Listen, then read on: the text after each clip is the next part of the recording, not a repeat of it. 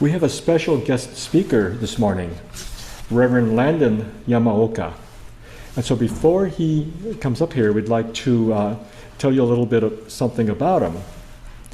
From 2005 to the present, Reverend Yamaoka has been an assistant Dharma school teacher and a head or company teacher, co-teacher, and a junior YBA advisor for the majority of his time. He's been a part of the college YBA group, YLTD, YABA, and Techno Buddha, and has helped run and plan some of these groups' conferences.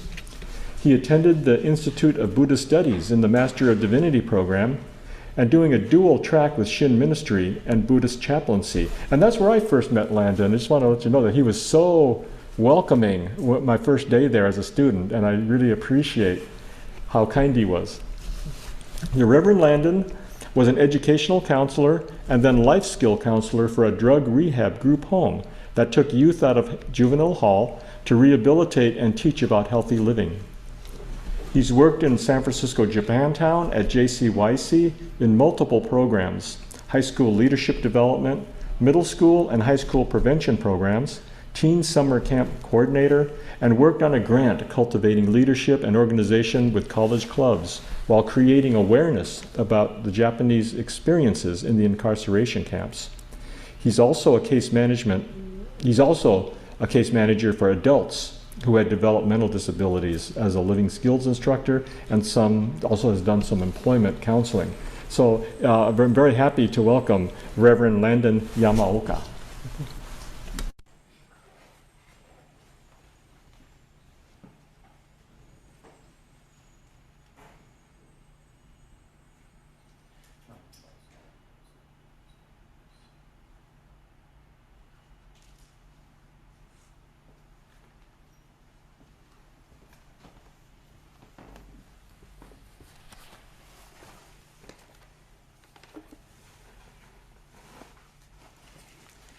Good morning.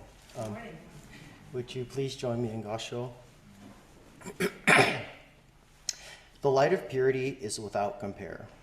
When a person encounters this light, all bonds of karma fall away. So take refuge in Amida, the ultimate shelter. Namo Amida Roots, Namo Amida Roots, Namo Amida Roots, Namo Amida Roots, Namo Amida Roots, Namo Amida Roots, Namo Amida Roots, Namo Amida Roots. Good morning. So you might have to excuse me. I am on a new allergy medicine because where I go has run out and they have not gotten it back. So I think I'm processing through the changes of taking a new allergy medicine. But good morning, and I hope you all are doing well today. I'd really like to thank all of you for the opportunity to be able to speak to you all today. So when Adam Sensei invited me to speak here, I was actually really excited for the monthly Memorial Shotsuki Hoyo service because it's really due to the San Francisco Buddhist Temple and many causes and conditions that actually got my interest in Jodo Shinshu. So my Dharma talk is about the Gosandai, but I'd like to share, if it's okay, just a little bit about my story on how I got to be here today, because again, it has a lot to do with your temple. So growing up, I had no idea what I wanted to do in high school, after high school, what I was going to do in college. But because my parents made me go to college, the University of Arizona had a really good anthropology program. If you don't know what that is, it's the study of humans. And I focused on human culture in my major. And I also minored in sociology because I wanted to understand how people worked, how the universe worked, and I wanted to learn something about that if I had to be in school anyway. So also, I have some pretty severe learning disabilities, and I didn't know that till later in life. So this college, University of Arizona, also had, at the time, the #1 learning disability program in the country, and so I was placed into that. So due to this, I took some tests, and it showed that this person would not succeed taking certain classes, specifically foreign language classes, and for anthropology, that's a key part of your curriculum, but they said because of these disabilities, we'll let you take a replacement class. So I got to choose anywhere in the world, and I chose East Asia as a focus because I wanted to know more about Japan. And just by chance, I signed up for a religious studies class on Japanese religion, where Jodo Shinshu was one of the things that we were going to study. So I show up to this class, and the teacher says, who knows what Zen Buddhism is? Assuming most of you know what Zen is, right? Probably. So then the teacher says, who knows what Shinto is? Raise our hands, assuming some of you also know what Shinto is. And then the teacher says, okay, and who knows what Jodo Shinshu is? So I put my hand up, and I look around, and no one's raising their hand, so I kind of put it down because I was kind of feeling embarrassed. And the teacher goes, you, where are you from? Oh, I'm from the San Francisco Bay Area. And he's like, oh, okay, can I ask what your ethnicity is? And I said, oh, I'm Japanese American. And he's like, great. Did you know that your religion is huge in Japan? And I said, no. He said, well, this guy's going to know all the answers in the class for the Jodo Shinshu section. And so I go home, I call my mom, and I just want to make sure. I don't know if my mom remembers that she's sitting over there. Mom, I just want to double check. We are Jodo Shinshu, right? And she says, yeah, of course. Why? I said, oh, it's going to be a third of this class I'm taking. And she said, oh, that'll be good because you'll know something about it. And of course, while I'm doing the homework, absolutely nothing. I knew nothing about what the teacher's teaching us. I'm looking at these readings like, well, I'm supposed to be Jodo Shinshu, but how come I don't know this? So this is where your temple comes in. So every Christmas and summer vacation, my mom would say, okay, it's time to go to church. You're going to go with me to San Francisco, and we're going to visit Abiko Sensei. You need to hear at least one Dharma talk while you're home for vacation. I didn't really want to go, but I really liked Abiko Sensei, so I was like, okay, well, I guess I can cut my partying down early and we'll go up. And so I meet Sensei and I ask, hey, so I took this class and I knew absolutely nothing about what this teacher was talking about, assuming he has a PhD. He knows the stuff about Jodo Shinshu. And Abiko Sensei was very kind, and he said, I have some books that I'd like to give to you. So he gave me 3, but this was the first book he told me to read. He said, this book will probably interest you. I know you can't read it. It's called The Evil Person, Essays on Shin Buddhism by Suichi Maeda, and it's been translated by Nobuo Haneda. So it's actually because of this book that after reading it, I still didn't really know what Jodo Shinshu was, but it set the precedent for me wanting to know a little bit more about what our religion is. So thanks to the temple, thanks to Abiko Sensei, a lot of causes and conditions, I definitely have a very big debt of gratitude towards your temple, because if not for you, I definitely wouldn't be standing here today. So I know we talked, when I was introduced, it was said that I spoke at a drug rehab. So I actually used some ideas, from this book loosely, not teaching Buddhism specifically, but ideas about it to help some of the children that were going through hard times maybe see a different perspective that could be presented to them. Through our conversations, one person in particular who was a pretty rough kid actually started to change over time, and we could see this person trying to leave what they had done in the past behind and try to become a new person. So when I did case management with people with developmental disabilities, I tried to further this idea of how can we bring maybe some Buddhist ideas, not specifically teaching or propagating or trying to convert people, just to use Buddhist ideas to help someone who's really going through it find a different perspective just so it can be implanted. I think what I started to see were some of my clients would start to have these little aha moments. It was slow, it took a lot of time.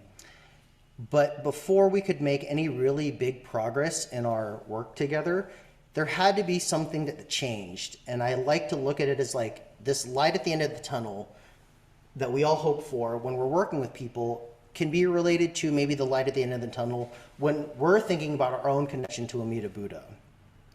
That's really important, and yet I think to get there, we need lots of these little small interactions to maybe expand our minds, to be ready to accept or be open to feeling maybe something of a grander concept. So the Gosanda I used is from the 7th of the Jodo Wasan, which is chanted after Shoshinge, and we hear Master Shinran reflecting on Amida Buddha's light of purity and that nothing else compares to this. So Shinran Shonin is telling us that when we encounter this light, our own bonds of karma fall behind, and so we are being told or urged to take refuge in Amida Buddha, as this is the ultimate form of shelter for all of us. So had you asked me this as a youth, or I read it as a youth, or someone in a Dharma talk said something about this, it would not have made any sense to me. I actually don't like to admit this, but I will. I thought Amida Buddha and Shakyamuni Buddha were just two different translations of how to say the Buddha. I know that there's a difference now. But thanks to this book, The Evil Person, and the idea of the Akunin, this started, I guess, my own appreciation for Jodo Shinshu, because I started to eventually see myself as one of these Akunin. I know evil is kind of a loaded term. Maybe we've directly or indirectly been taught growing up in the West, with maybe some Judeo-Christian influences, that there's this idea of inherent evil. And I want to make sure that everyone here knows this is not what the term is inferring. A minister who I won't name, just in case they didn't want me to share this, specifically told me that he believed the translation should be one who cannot be saved. So I appreciate that translation, but I don't think the words really work at face value, especially if the person you're telling that to does not understand some of the doctrinal aspects of Jodo Shinshu. Because if they didn't, they wouldn't know that Amida's light is liberating all beings. So you might think at first that these Akunin are inherently evil. But with this translation, there was an understanding that I knew at least something about Jodo Shinshu to understand that there's a deeper meaning behind this. In Shin, there is no precedent for anyone to be left behind from Amida's light. So this beginning quote specifically states, "The light of purity is without compare." And this shows that the light and compassion from Amida is transformative.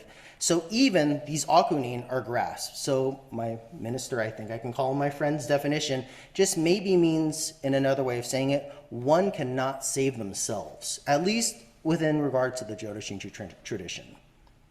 So as someone who sees themselves as an evil person, the idea of light that is so pure is great, and it is great no matter how imperfect that I might be.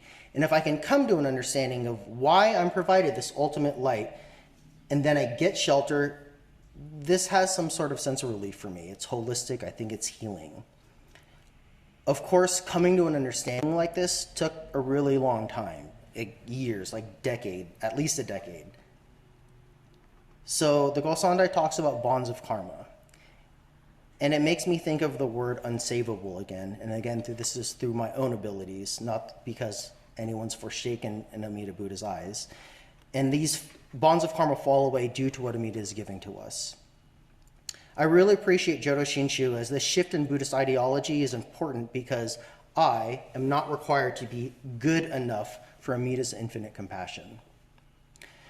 But I do need to start to recognize and appreciate this ultimate compassion, which requires, I think, at least for me, to learn over time what compassion really is.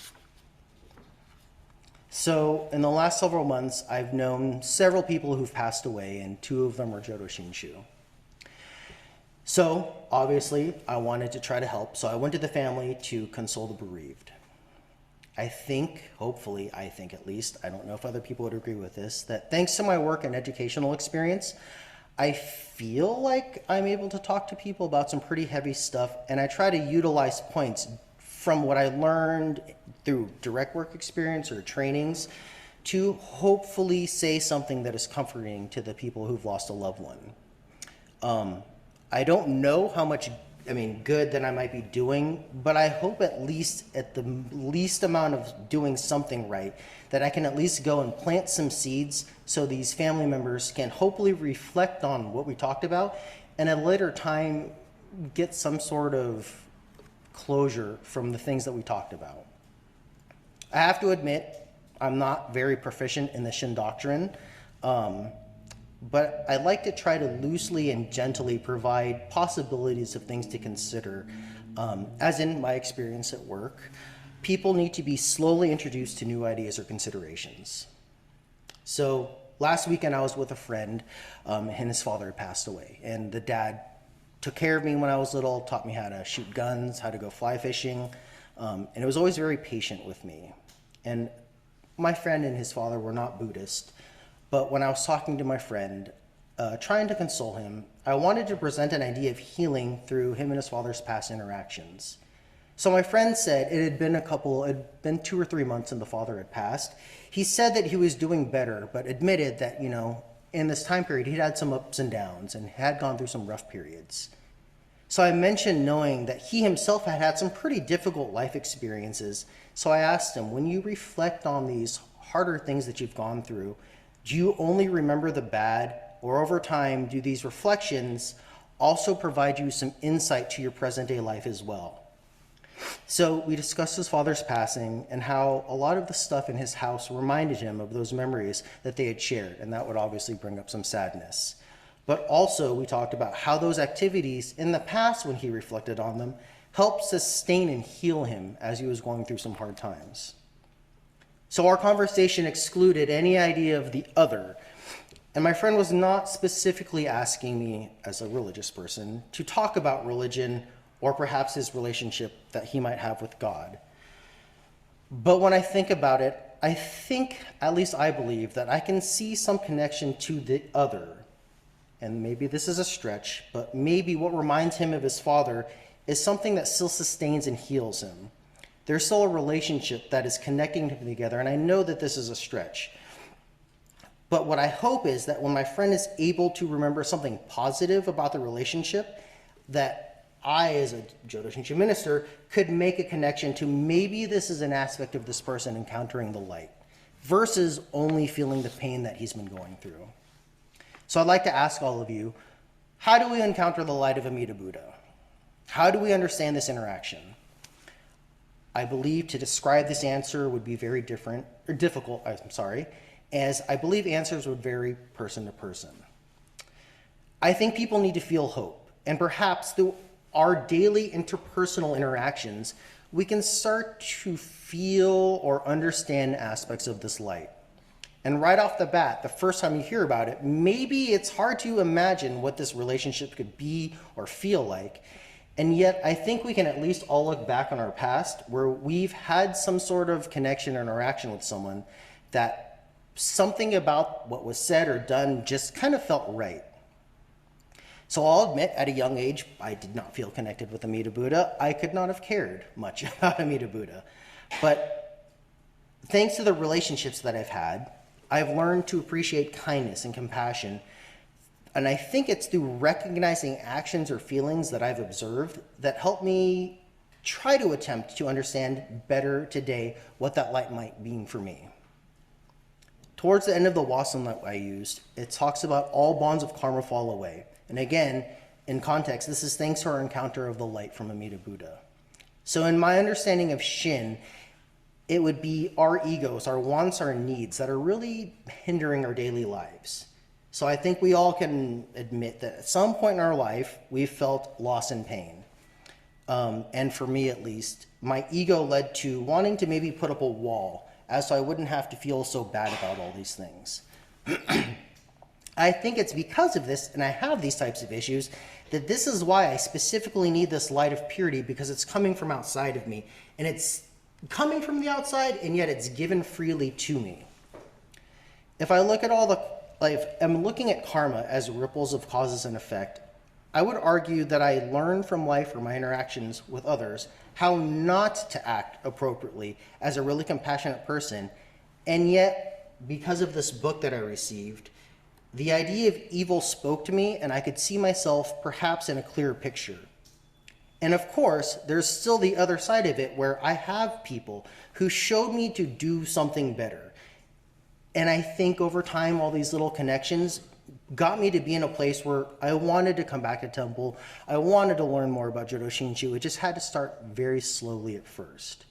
So again, something like a Biko Sensei being at the San Jose Buddhist Temple and getting to know my father's side of the family, coming to Palo Alto, dealing with me as a pretty bad kid, and then coming here, or I come back to here to see him and he gives me this book. Perhaps it's things like Kobata Sensei was at my grandfather's funeral and I had no idea who he was. And then when I was in Japantown, when I was on a lunch break, he saw me and we were talking, and over time I realized that he was trying to make me understand that he was a family member of mine, and I didn't know that. And then he goes, well, why did you think I was at your grandfather's funeral? I was like, I had no idea. I just thought you were a priest coming to pay your respects. But Karma has ripple effects. It can be good, it can be bad. But again, I think we need these interactions to kind of see ourselves and to learn something better about the world as well. Shinran talks about this idea of karma falling away. And I think that might come off maybe perhaps in a negative sense. But again, it's because the light is negating something, right? But I'd also like to ask you to consider if it could be viewed as a transformative process as well. What ties us to the earth sets the precedent for us to be healed, at least in the Jodo Shinshu Shin context of what a muted Buddha does for all of us. Like with my friend and his father, the memories that bring sorrow are also tied to special memories that they shared. So perhaps in a more Shin precedent, I think, at least for me, what I felt wrong about myself was also the reason that I decided, maybe I decided, that I should also go back to temple to try to understand why I have this negative karma, and yet Amida Buddha would still have compassion for someone like me. So I guess in the last 4 or 5 months, I've had to do a couple pillow services, and that's obviously not an easy thing to do. The first one was for a friend that I grew up with at the temple. We actually weren't very close as children, but got very close in our adult years because of the conference Techno-Buddha that happens at the Jodo Shinshu Center. Our Sunday school started off pretty big, and then every year, kids go off, do different things, or don't come back to temple. And so at some point, there's not that many of us. And I remember my friend, I always thought that she was one of the cool kids, and yet she was always very kind to me. So I was checking in with her mother a couple of days before her final viewing, and the mother asked, what is the importance of a pillow service? Her mom had not requested one from our temple, and so I said, well, I feel like they're really important for the family to have a ritual, so it kind of can mark the start of an aspect of healing.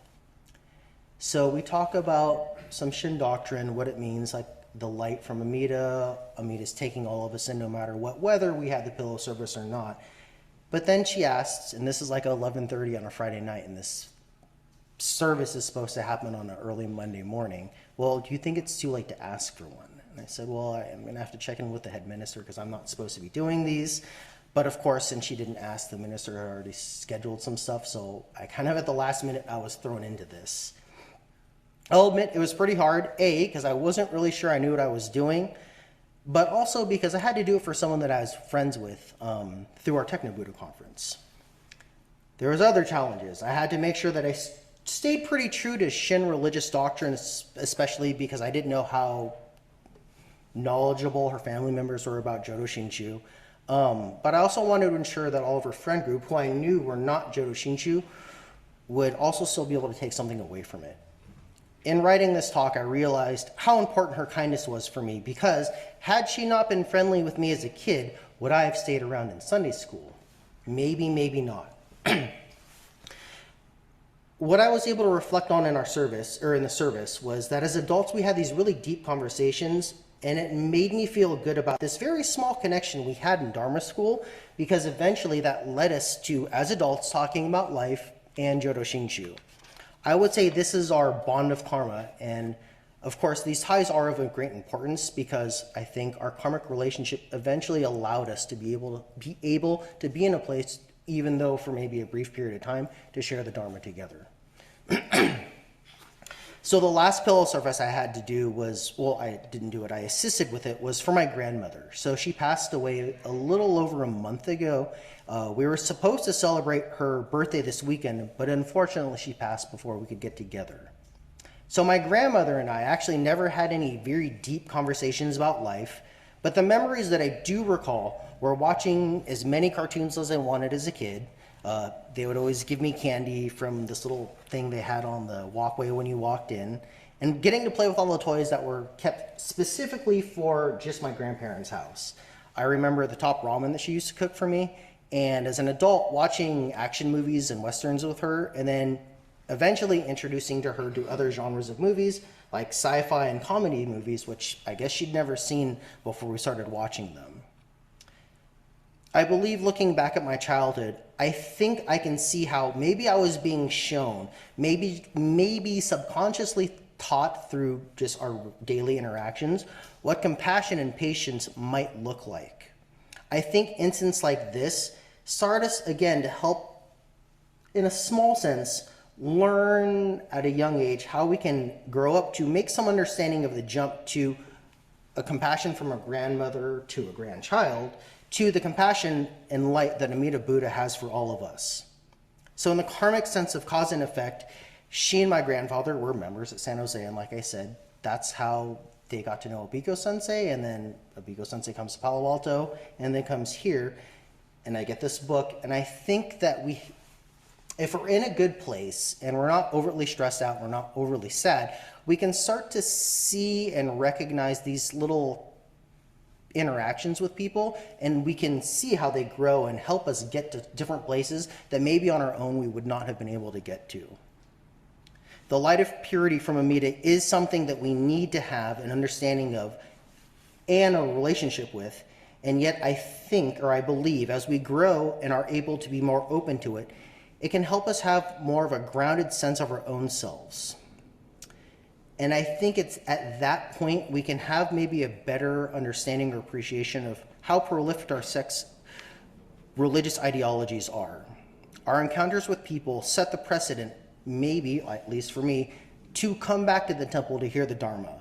And what we learn from these people, hopefully enough seeds are planted so that we can all become good enough or able or stable enough to be in a place to receive these teachings, and then we can hopefully open ourselves up to the light and compassion that Amida is providing for all of us.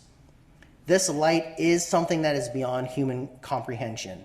And I believe through our connections with other people, we learn from, again, maybe these little small encounters of kindness. So hopefully at some point our egos can start to shrink, our hearts can be more open, and then we can get to a better understanding of how we are able to receive this ultimate shelter. I'd like to thank all of you for allowing me to be here to share a little bit with you today and talk about my own journey into Jodo Shinshu. And again, because I think it really started because of the ties that I had here. Without this temple, without the ministers, I don't know if my eyes would have been opened enough to really want to appreciate and understand and learn about our teachings. I hope that something about this talk was relatable to all of you, and maybe today, tomorrow, at some time in this week, you're able to be in a place to reflect back on your own karmic encounters, and perhaps that might lead you to a new understanding of the Dharma and to understand how Amida's light is able to reach and sustain all of you. If you wouldn't mind joining me again in Gasho. The light of purity is without compare. When a person encounters this light, all bonds of karma fall away, so take refuge in Amida, the ultimate shelter. Namo Amida Butsu. Namo Amida Butsu. Namo Amida Butsu. Namo Dubs. Namo Dubs. Namo Dubs. Namo Dubs. Thank you.